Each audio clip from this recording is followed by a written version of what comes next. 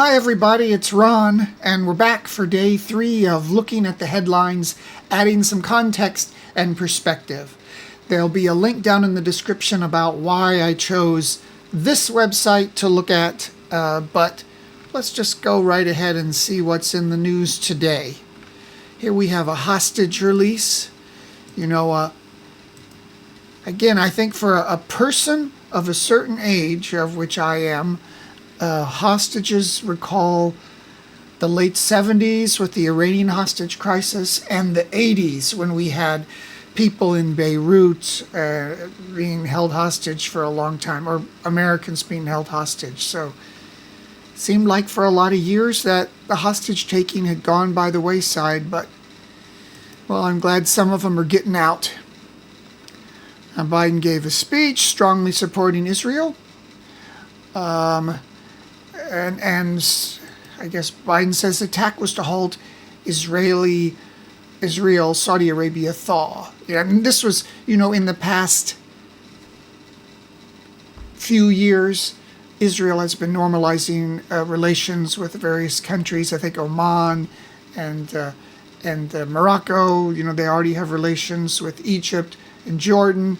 And it felt like to some people that the Palestinian issue was put on the back burner, or was maybe on its way to being solved.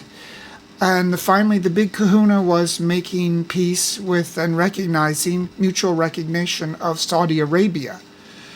And that had been going on. However, in the past year, Saudi Arabia has had a rapprochement with Iran, its bitter enemy. So Iran and Saudi Arabia have been more friendly. And so one of the theories of what happened and the timing of what happened was that Iran was sort of using Hamas and revving them up for their own personal or for their own internal reasons, because they wanted to forestall Israel and Saudi Arabia becoming closer, and to preserve their own growing relationship with Saudi Arabia.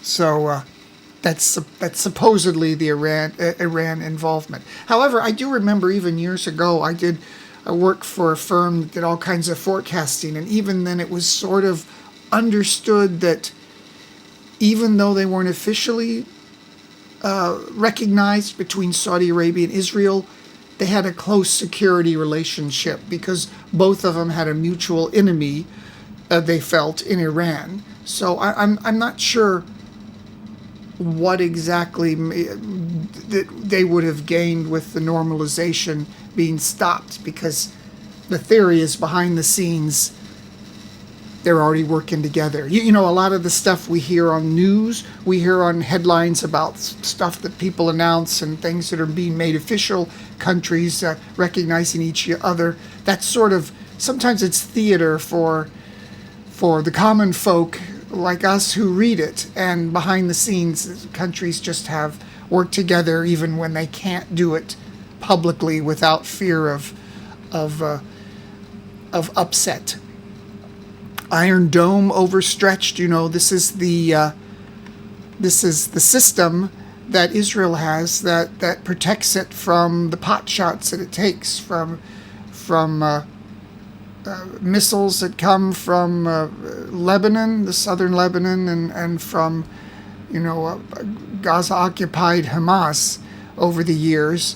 And for it seemed like a long time, Israel felt secure.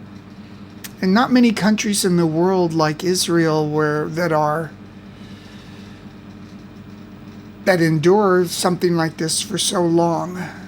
And in fact, obviously the entire situation is one of the great intractable problems of last century and now this century. More stuff about war there. Israel vows to fight until victory, whatever that means, I don't know. All this has been going on for many, many decades, since before I was born. So there's probably should be no hope that will be over. Here's Donald Trump, fined $5,000 for violation of gag. Somewhat interesting, not much. And here's more media reconsolidation. Russian tycoons claims he's behind Forbes purchase. Forbes is seems to be a little right-leaning these days. And Murdoch lines up to bid for Telegraph, another, I believe, right-leaning publication. And, Google is chopping people from their news division. This is from a story we read earlier in the week where the big tech firms, the Silicon Valley firms in California, are getting away from trying to be involved in news and media. War spotlights information crisis. This is a lot of criticism of Twitter or X not monitoring or censoring, depending on who you ask, the stuff that's put on there.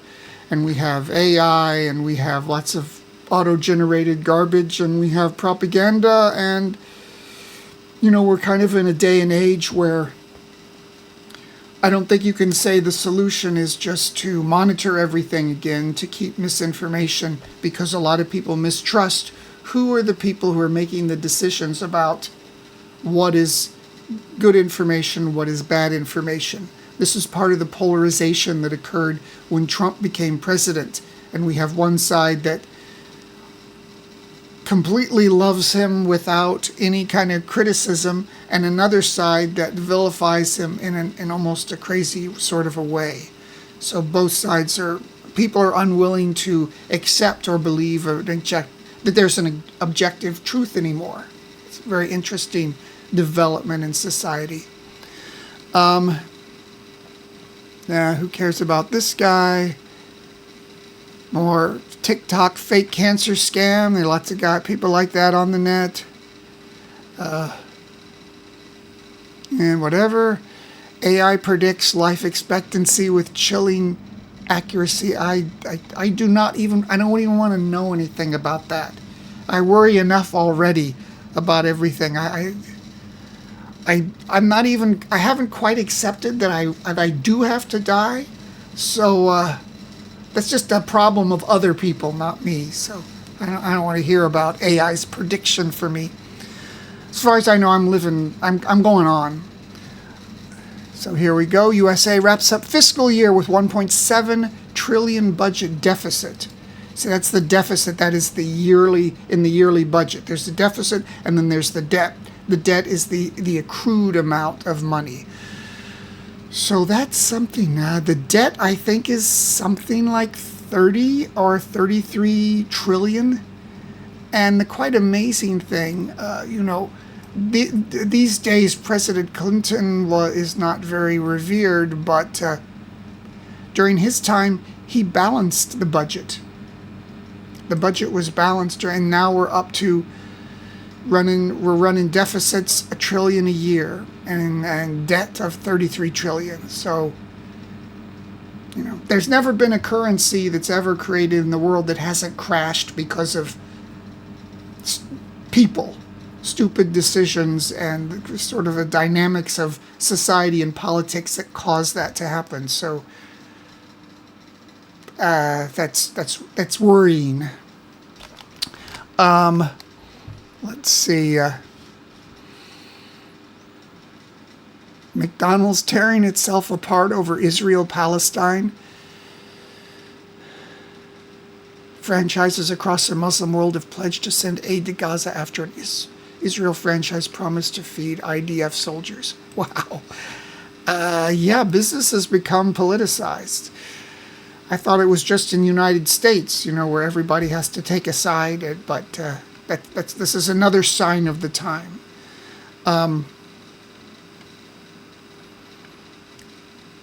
Idaho. Here's Idaho.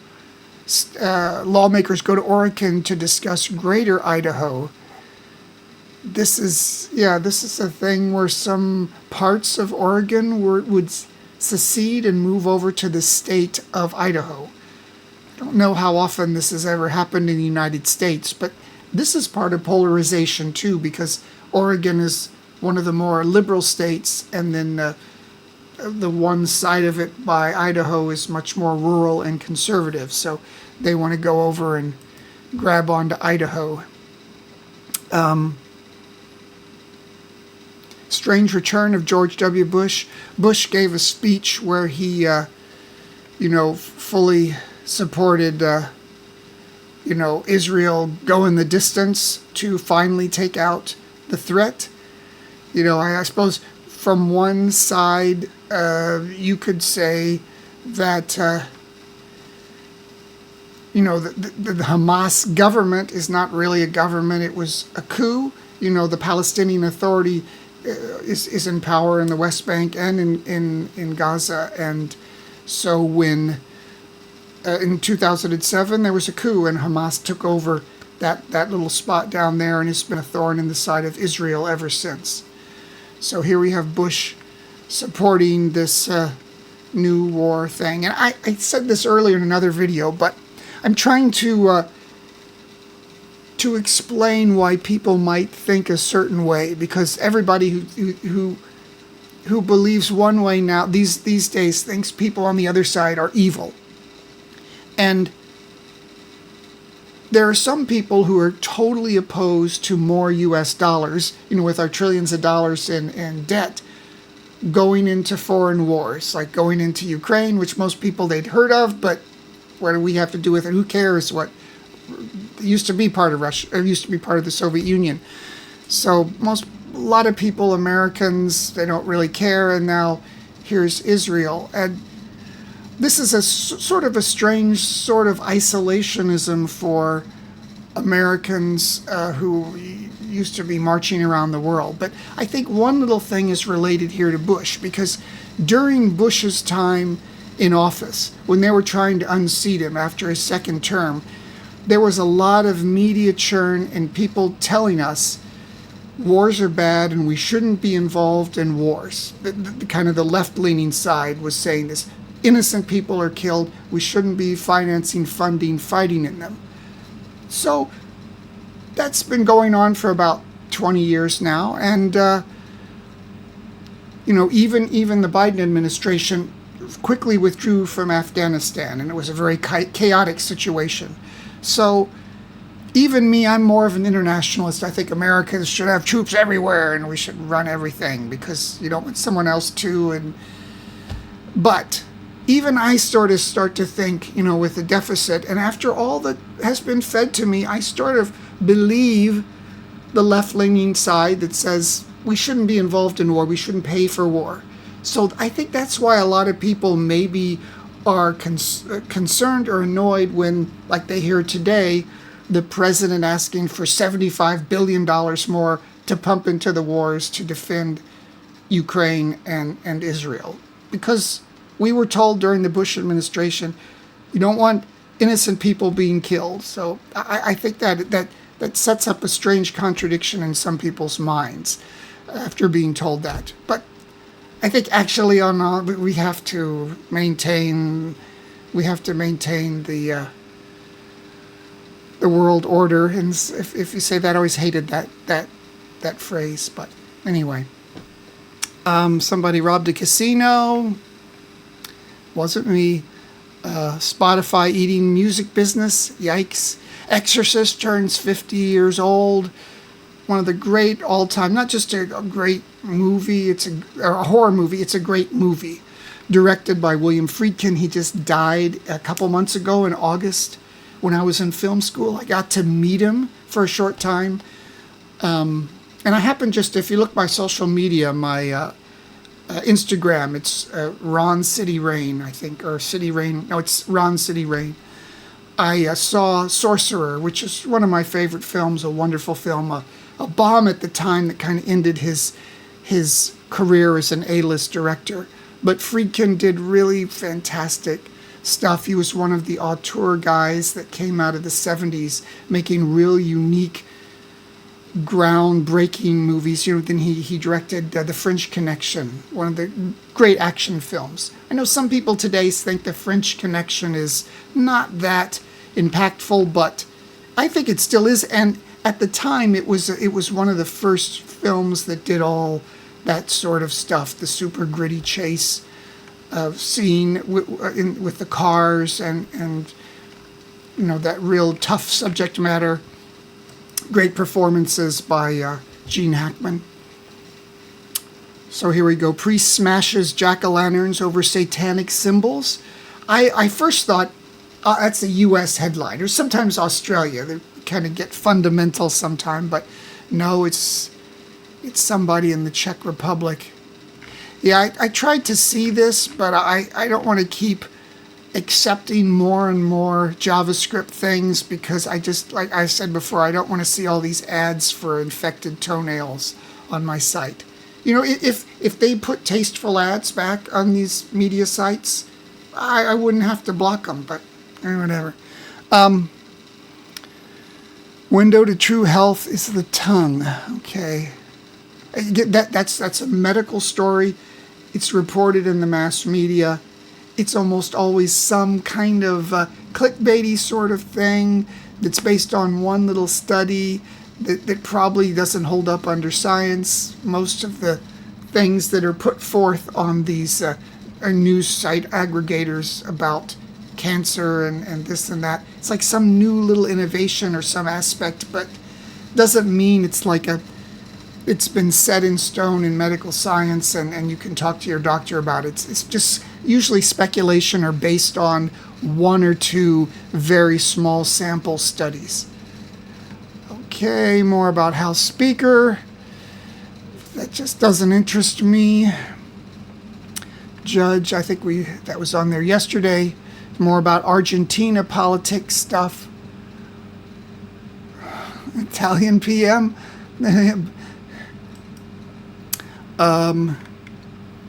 Splits from partner after he asks woman for a threesome or even fourthsome. Wow, Berlusconi and now this, so whatever. Narco zoos. What is this? Like Escobar, Ecuador drug lords build narco zoos. That's the, I don't know, like Escobar had the zoo that he made. It was in Colombia, and most of the animals starved to death after he was captured or taken away. But the hippos got out, and now they're breeding in the country, and people love them. Although the nature experts say they should be removed. That'd be interesting. New World hippos. To science taking down cold medicines. Spent years fighting to remove over-the-counter decongestants with whatever that is pronounced as. Of course, cold medicines are only, I think they're technically cold remedies, since it's a virus or something and you can't do really anything about the virus, except in there's just a handful of medicines that do that. Almost all these decongestants, all that is it just makes you feel better while the illness takes its course. I don't think in most of those cases with those cough syrup or anything, it doesn't slow the time of it. The time is just the time it takes to do it. And that's the news today. That's our news today. It is one of those things, not a whole lot of new things happening, and so interesting how this thing in Israel has just knocked Ukraine off the front pages, really almost everywhere. I'm trying to play something here for you. Oh, okay. Oh, there we go. This is my book, There Are Still Unknown Places. It's a novel of life in Bangkok. It's about Thai people and foreigners who are here. They're together, but they're also isolated, and they're searching in this world that is at once both exotic and ancient and also ultra-modern. So until next time, please like this video if you found it interesting and leave a comment, and I will see you next time.